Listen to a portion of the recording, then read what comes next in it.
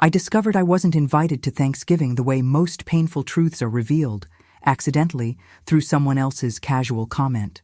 My neighbor Carol mentioned it while we were both collecting our mail on a crisp November afternoon in suburban Detroit. "So excited you'll be spending Thanksgiving with your son's family this year," she said cheerfully. "My daughter's hosting too." I love when the kids finally have room to host. I smiled automatically, the way you do when you need time to process information that doesn't make sense. "What do you mean this year? I always spend Thanksgiving with Ryan and Melissa." Carol's expression shifted from cheerful to confused. "Oh, I just assumed." Melissa mentioned they were hosting Thanksgiving at their new house. She seemed so excited about it. "I thought—" She trailed off, her face reddening as she realized she'd stepped into something awkward. The new house, the beautiful 4-bedroom colonial in the better part of Birmingham that Ryan and Melissa had closed on 3 months ago.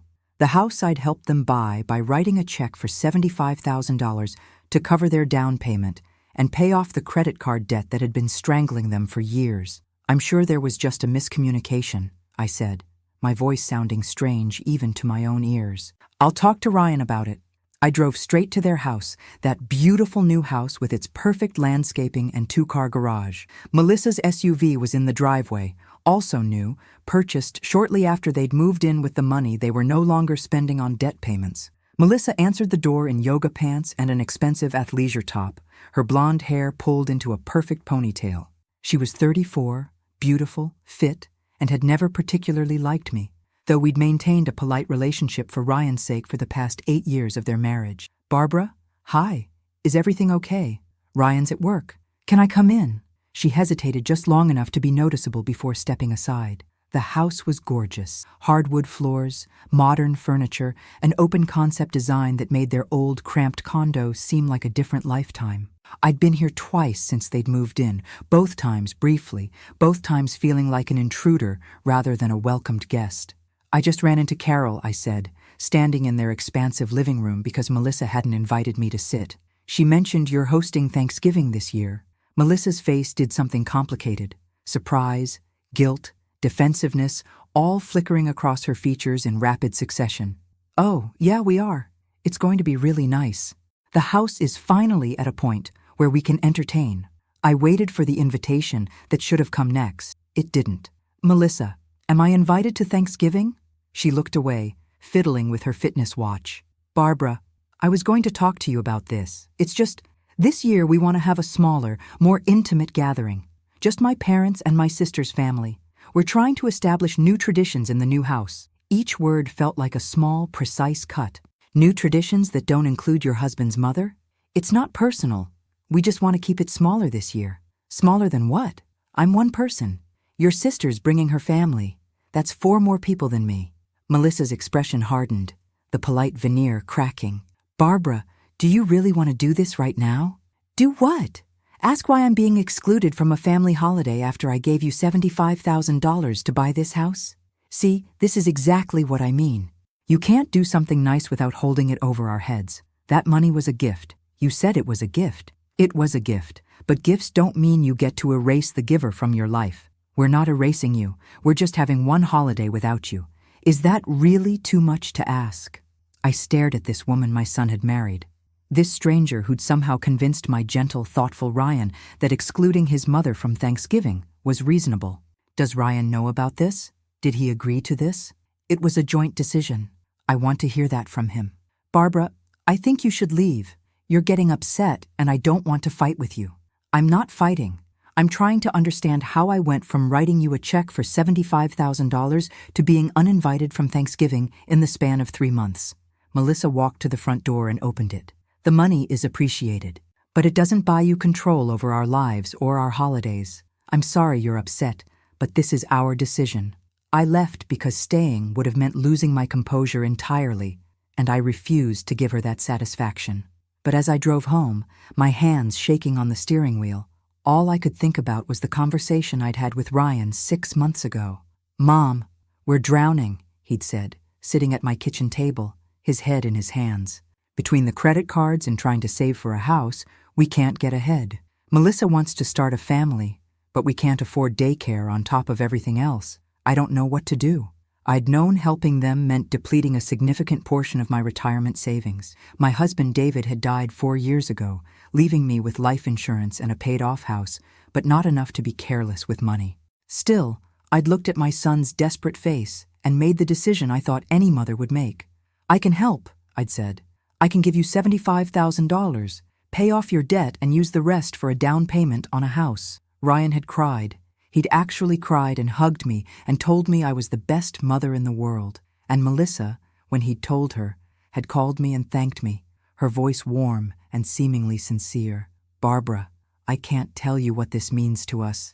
You're giving us a fresh start. We'll never forget this." They hadn't forgotten. They'd just decided that gratitude had an expiration date, and apparently 3 months was it. That evening, Ryan finally called.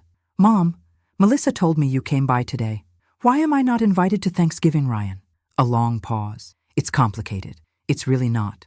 Either you want your mother at Thanksgiving or you don't. Melissa feels like we need to establish boundaries, that we've been too dependent on you, and we need space to be our own family. I gave you $75,000 3 months ago, and now I'm being punished for it." "You're not being punished. Mom, please try to understand. Melissa's parents are coming, and they can be judgmental. They didn't want us to accept money from you in the first place. Melissa thinks having both families there will create tension. So you chose her family over yours. I chose my wife, yes. That's what married people do. Your father and I always included both families for holidays. We never made anyone choose. You and Dad had a different marriage. Look, I'm sorry you're hurt, but this is what Melissa and I have decided. You're welcome to come over the day after Thanksgiving. We'll have leftovers." He hung up before I could respond, leaving me alone in my kitchen with the phone in my hand and the crushing realization that I'd bought my son a house and lost him in the process.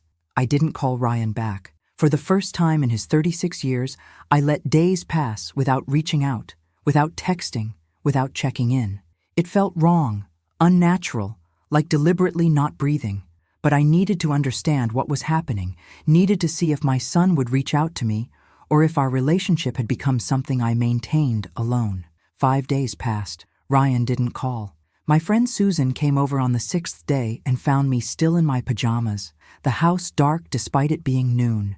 "Barbara, what's going on? You haven't answered my calls." I told her everything. The $75,000, the exclusion from Thanksgiving, Ryan's cold justification of choosing his wife over his mother. Susan listened without interrupting, her expression growing increasingly angry. "That's financial abuse," she said flatly. "They took your money and now they're cutting you out." "It wasn't abuse. I offered to help." "And they accepted knowing they planned to exclude you afterward?" "That's manipulation, Barbara. When did they decide you weren't invited to Thanksgiving? Before or after you wrote the check?" I thought about that. The timing was murky in my memory. Had Melissa been warm to me before the check cleared? Or had the coolness started immediately after? "I need to see something," I said, pulling out my phone and scrolling through text messages. I found what I was looking for, a group text from Melissa's sister from 2 weeks before I'd given them the money. Melissa had accidentally left me in the thread, something she'd quickly apologized for and removed me from. The message read, "Can't wait for Thanksgiving at your new place. Finally enough room for the whole family." The timestamp was from mid-May. They'd closed on the house in August, 3 months after I'd given them the money, which meant Melissa had been planning a family Thanksgiving at the new house before they even had the money to buy it. And the whole family apparently hadn't included me even then. "They planned this," I said quietly. "Susan, they knew they were going to exclude me even before I helped them." Susan squeezed my hand. "What are you going to do?" I thought about my options. I could confront them, demand the money back, cause a scene that would forever damage my relationship with my son. Or I could accept that I'd been used, that my generosity had been seen as an ATM transaction rather than a mother's love. "I'm going to Thanksgiving dinner at your house, if the invitation still stands," I said. "And then I'm going to figure out what kind of relationship I actually have with my son, if any." Susan hugged me. "Of course the invitation stands. But Barbara, you can't just let this go. They took advantage of you." "I know. But right now, I need to get through the holiday without falling apart. I'll deal with Ryan and Melissa after." Thanksgiving Day arrived cold and gray, typical November weather in Michigan. I woke up early, as I had every Thanksgiving for decades, and for a moment forgot I had nowhere to go, no turkey to prepare, no family gathering to host or attend. The grief of it hit me fresh, not just the loss of this particular holiday, but the loss of the future I'd imagined. No more family Thanksgivings, no more traditions passed down, no more being needed by my son. I got dressed carefully, putting on a nice outfit and makeup, determined not to look like the pathetic, abandoned mother I felt like. Susan's daughter picked me up at 2 o'clock, and we drove to Susan's house where 15 people were gathered for a potluck-style celebration. It was nice. Everyone was warm and welcoming, and Susan's family went out of their way to make me feel included. But the entire time, I kept thinking about Ryan and Melissa's house, about the celebration happening there without me. Were they having a good time? Did Ryan feel guilty? Did Melissa feel victorious? My phone buzzed around 6 o'clock. A text from Ryan with a photo of their dining room table, beautifully set, filled with people I didn't recognize except for Melissa's parents. The message read, "Happy Thanksgiving, Mom. Thinking of you." The casualness of it, the thoughtlessness, made me finally understand something I'd been avoiding. My son had changed. Or maybe he'd always been this person, and I'd refused to see it. Either way, the Ryan who would exclude his mother from Thanksgiving after she'd given him $75,000 was not the boy I'd raised, and I didn't know how to reconcile those two people. I didn't respond to his text. Instead, I turned off my phone and tried to engage with the people around me, people who weren't my family, but who had shown me more consideration in one evening than my own son had in months. The following Monday, I did something I'd been putting off. I went to see a lawyer. The attorney's name was Michael Brennan, a family law specialist Susan had recommended. His office was in downtown Detroit, modern and intimidating, and I almost turned around 3 times before finally walking through the door. "Mrs. Patterson, Susan told me a bit about your situation," Michael said once we were seated in his office. "You gave your son and daughter-in-law $75,000, and now you're being excluded from family events. Can you tell me the specifics?" I walked him through everything. The money, the house purchase, the debts I'd paid off, and the Thanksgiving exclusion. Michael took notes, his expression neutral, but his eyes sympathetic. "Was the $75,000 documented in any way? A written agreement? A loan contract?" "No. It was a gift from mother to son. Ryan and I didn't think we needed paperwork." "Did you discuss any expectations attached to the gift? Repayment? Involvement in family decisions? Anything?" "No. I just wanted to help them get a fresh start."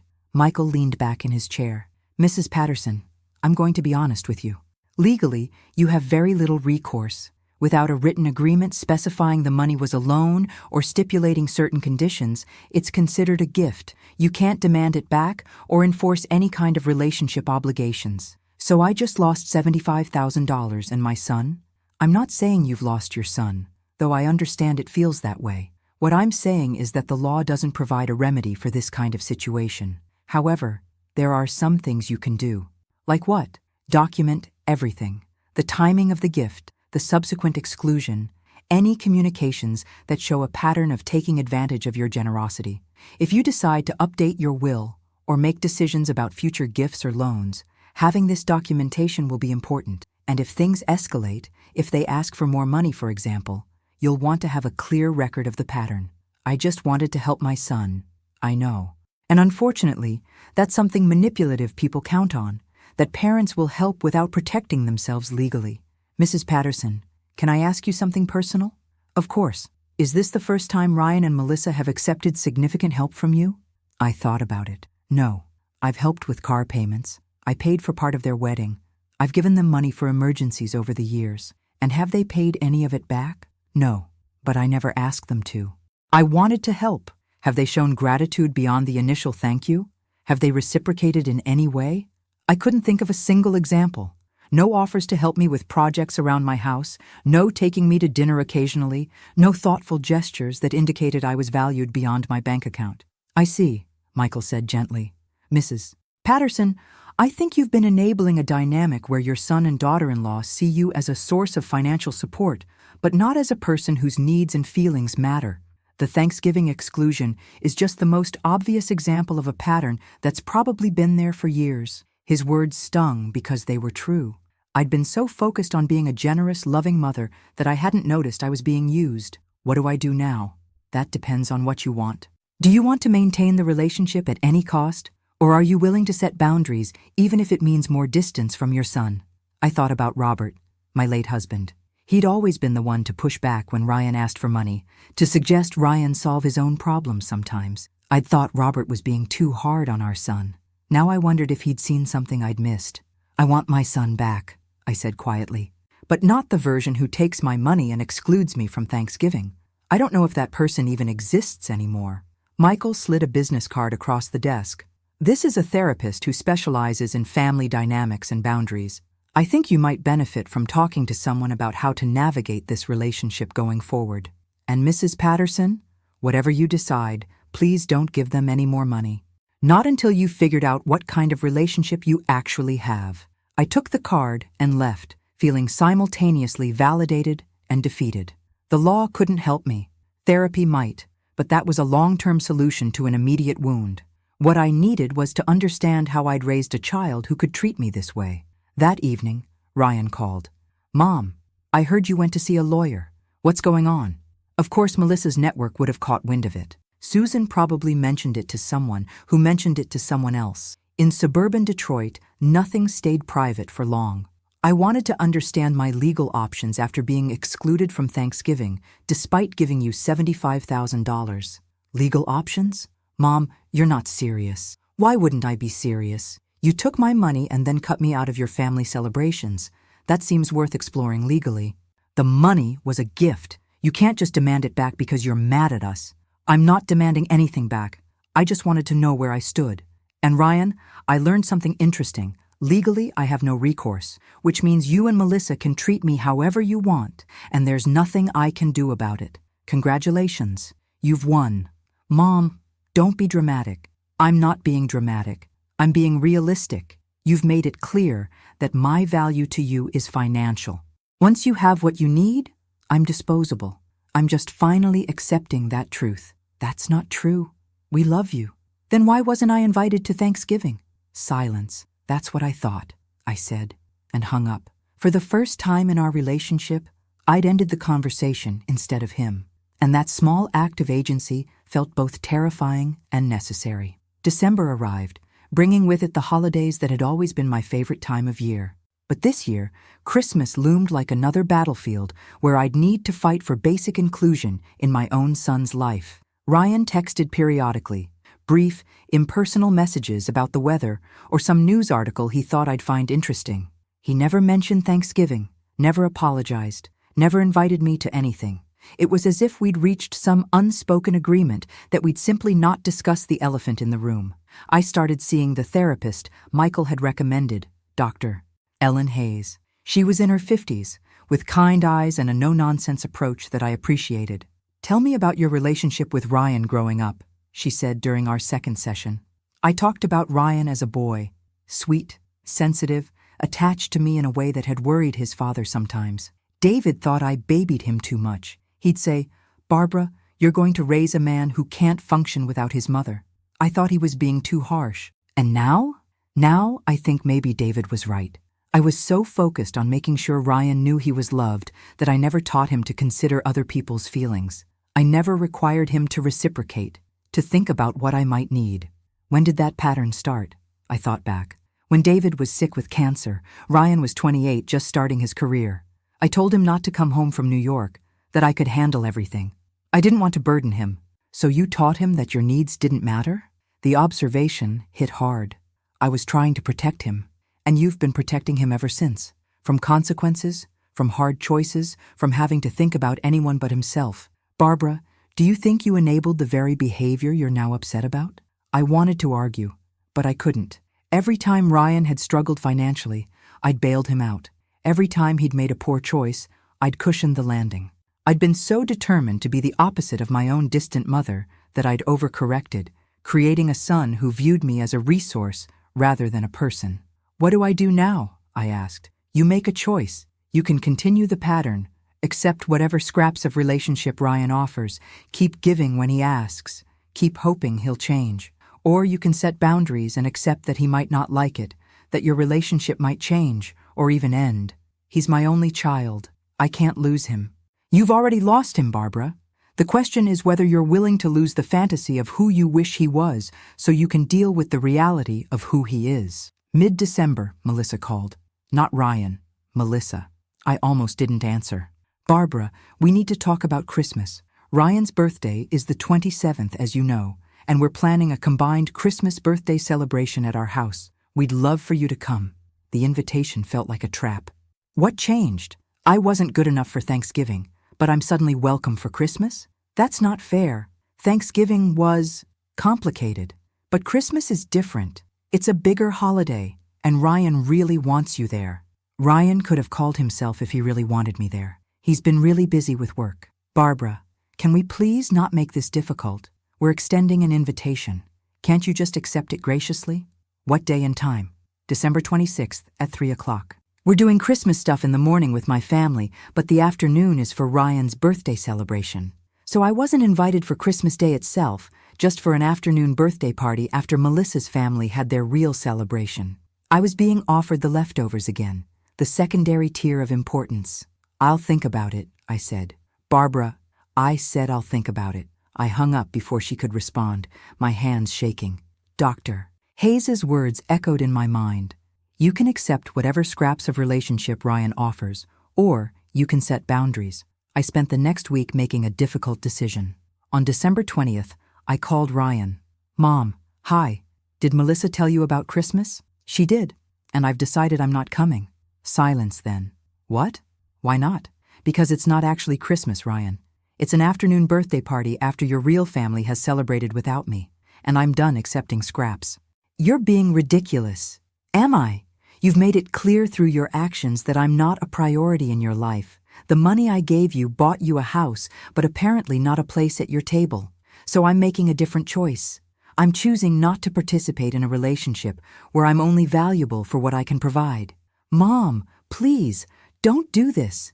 Do what? Set boundaries? Protect myself? I gave you $75,000 and got excluded from Thanksgiving. Now you're offering me the scraps of Christmas and I'm supposed to be grateful? I'm not angry, Ryan.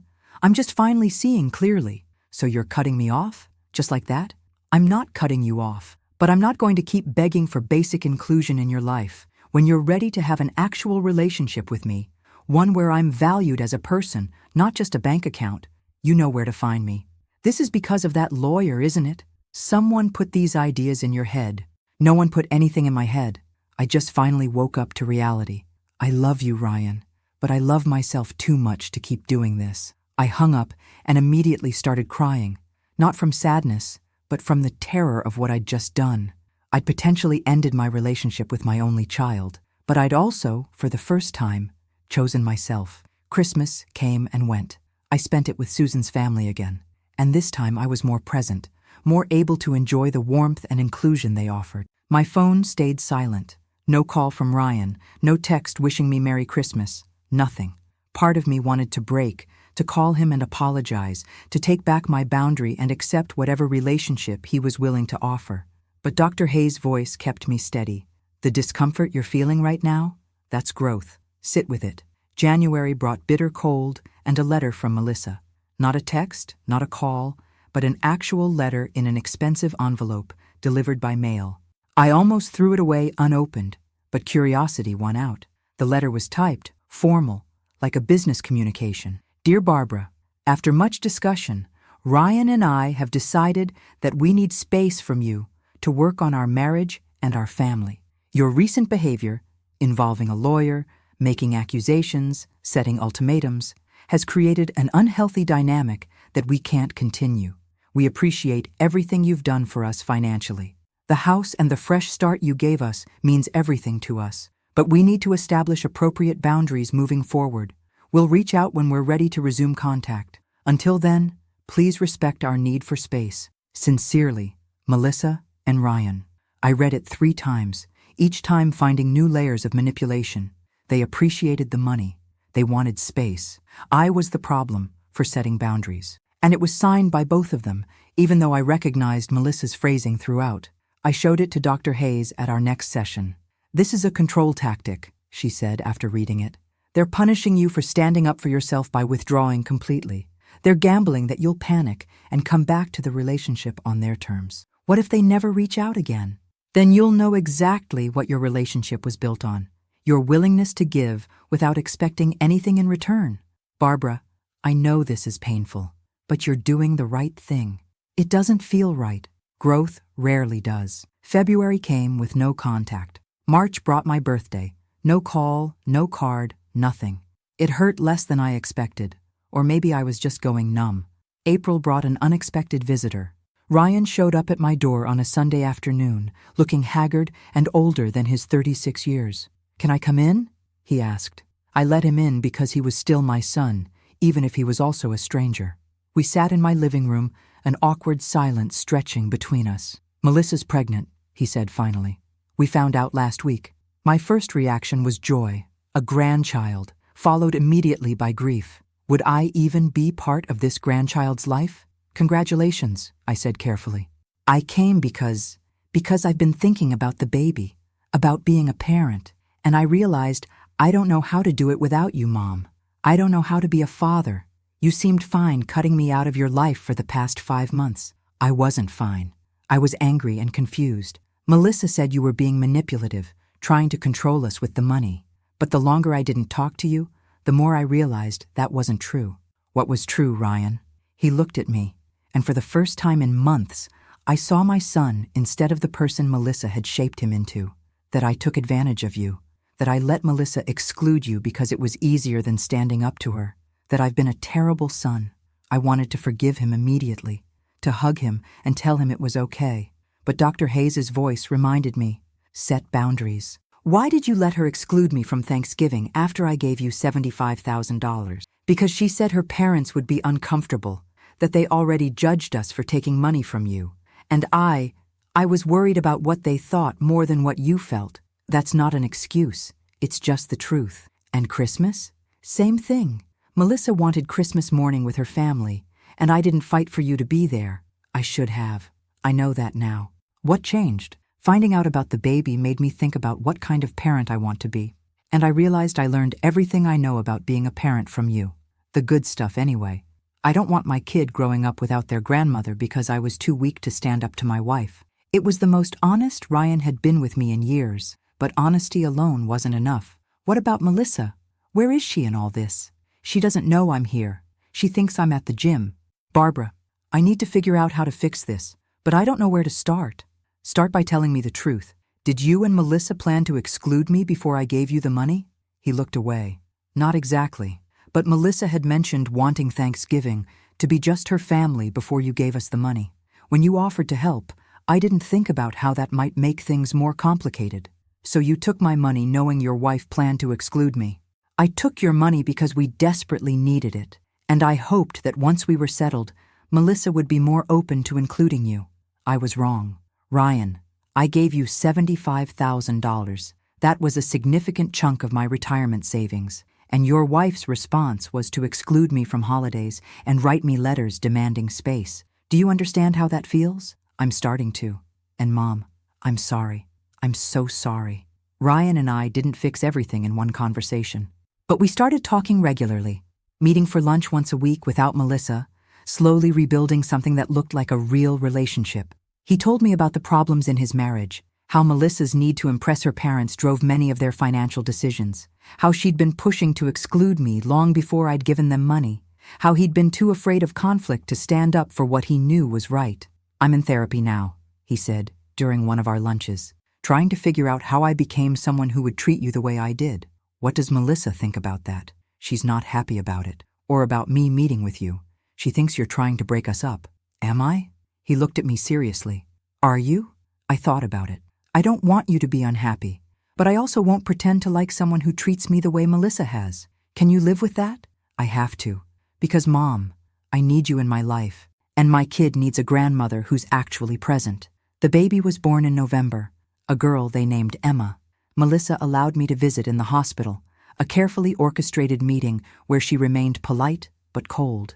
I held my granddaughter and felt a complicated mix of joy and grief, joy for this new life, grief for the relationship I'd never have with Melissa. Over the next year, Ryan and I found a new normal.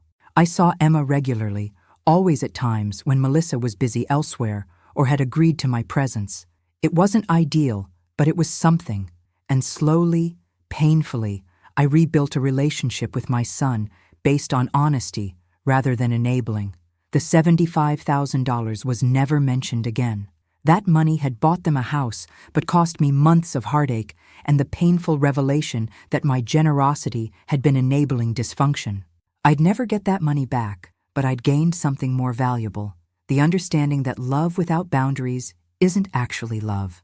On Thanksgiving, 2 years after the first exclusion, Ryan called with an unexpected question. "Mom, would you want to host Thanksgiving? Melissa's parents are going to her sister's this year, and I thought maybe we could bring Emma to your place. Do it the way we used to." I thought about all the Thanksgivings I'd hosted over the years, about the traditions I'd thought were lost forever. I'd like that. Melissa might not be super happy about it. Ryan, your daughter deserves to know her grandmother, and you deserve to have Thanksgiving with your mother after everything we've been through. If Melissa can't handle that, then you and she need to work that out. But I'm not going to feel guilty about my son and granddaughter coming to Thanksgiving dinner. He was quiet for a moment. "You're different than you used to be." I had to be. The old me would have let herself be erased. The new me knows she's worth more than that. Thanksgiving Day arrived cold and bright. Ryan and Melissa came with Emma, now a year old and starting to walk. Melissa was polite, but distant, making it clear she was there under protest. But Ryan was present in a way he hadn't been in years, helping in the kitchen, playing with Emma, actually seeing me instead of just moving through obligations. As we sat down to eat, Emma in a high chair between her parents, Ryan raised his glass. "I want to make a toast to Mom for never giving up on us even when we gave her every reason to, and for teaching me that being a good parent means setting boundaries, even when it's hard." Melissa didn't drink to the toast, but she didn't object either. It was a small victory, maybe the only one I'd get, but it was enough. After dinner, as we were cleaning up, Melissa cornered me in the kitchen. "I know you're never going to forgive me for Thanksgiving that year." "You're right, I won't forget it. But forgiveness and forgetting are different things. Ryan says the baby needs her grandmother, but I need you to know, you don't get to have input on how we raise her. You don't get special privileges because you gave us money. I don't want special privileges, I just want to be part of her life. And Melissa, I'm done giving you money. That ship has sailed, so you don't need to worry about me using generosity as leverage anymore." Something flickered across her face, maybe relief, maybe disappointment that the ATM had closed. "Good. I think that's healthier for everyone." It wasn't forgiveness. It wasn't even friendship. But it was a truce, an agreement to coexist for Ryan and Emma's sake. And that was more than I'd had 2 years ago when I'd been excluded from Thanksgiving after giving them everything.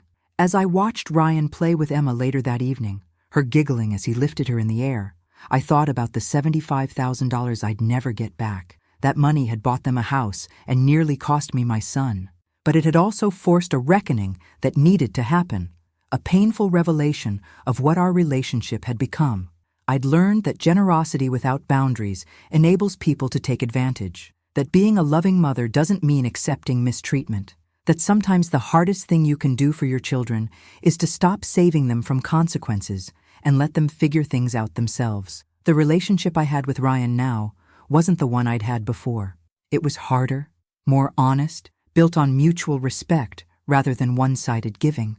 We'd never go back to the way things were, and that was okay, because the way things were had been leading us toward exactly the kind of exclusion I'd experienced. Emma fell asleep on my couch that evening, her small body curled against my side. As I looked down at her peaceful face, I made a silent promise. I would be a grandmother who loved her, but I would also be a grandmother who modeled boundaries and self-respect. She would grow up knowing that love doesn't mean letting people take advantage of you, that generosity requires mutual respect, that family relationships should be based on genuine care rather than financial transactions. The $75,000 was gone, but I'd gained something more valuable, the knowledge of my own worth and the courage to demand better treatment even from the people I loved most, and that was a gift no amount of money could buy.